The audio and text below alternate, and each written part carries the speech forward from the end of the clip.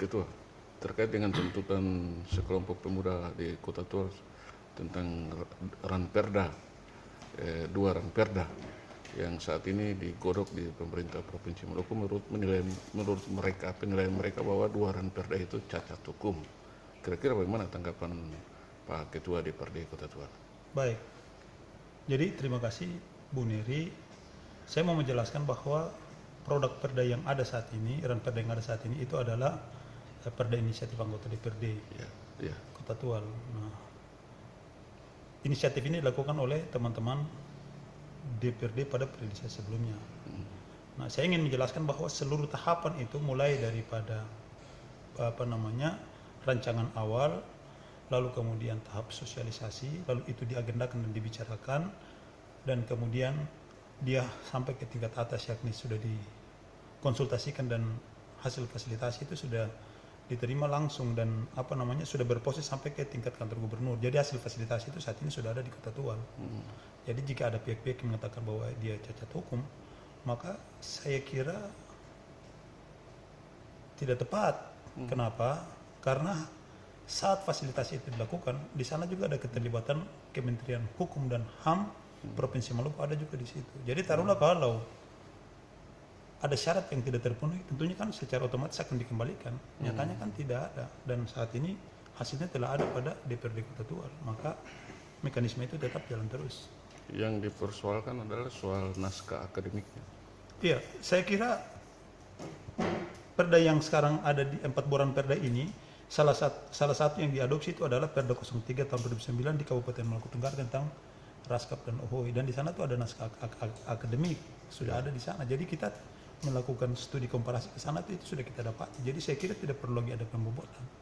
Tidak perlu lagi harus ada naskah akademik untuk memenuhi perda ini. Kenapa? Karena secara administrasi dua daerah ini dipisah, Kabupaten Maluku Tenggara dan Kota Tual dari sisi pemerintahan. Tapi lagi-lagi dua daerah ini adalah dua daerah yang dalam satu adat yang sama, yakni adat level Ngebal. Gitu. Cuma terkait dengan proses penyelenggaraan pemerintahan desa ini, Pak. Terkait dengan undang-undang pemekaran Kota Tual itu, dan soal belum ada peningkatan status desa atau di Kota Tual ini. Iya, makanya semuanya termuat di dalam perda-perda yang sedang dibahas pada saat ini. Nah, salah satunya adalah membicarakan tentang status desa tadi. Desa kalau dari sisi berita namanya kan desa administrasi, tapi kalau desa adat namanya kan Ohoi. Nah, dari namanya saja itu menggambarkan bahwa perda ini bercirikan kearifan lokal dan adat istiadat di daerah ini. Jadi tidak benar, Pak, soal tuntutan mereka bahwa Ranperda itu cacat hukum secara formil maupun material. Saya kira saya tidak bisa menyatakan ini benar atau salah, tapi saya ingin bilang bahwa tuntutan yang disampaikan oleh teman-teman sebagaimana sudah saya gambarkan tadi.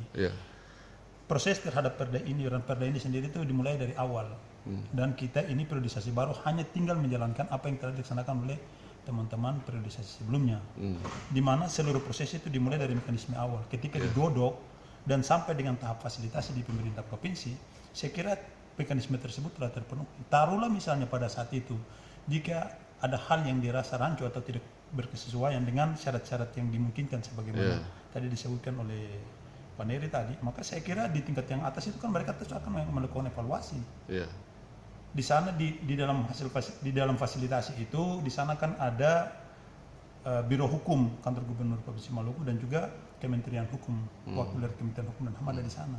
Taruhlah misalnya syarat-syarat secara akademik ataupun syarat-syarat hukum lainnya, administrasi lainnya tidak terpenuhi, maka tentu akan ditolak.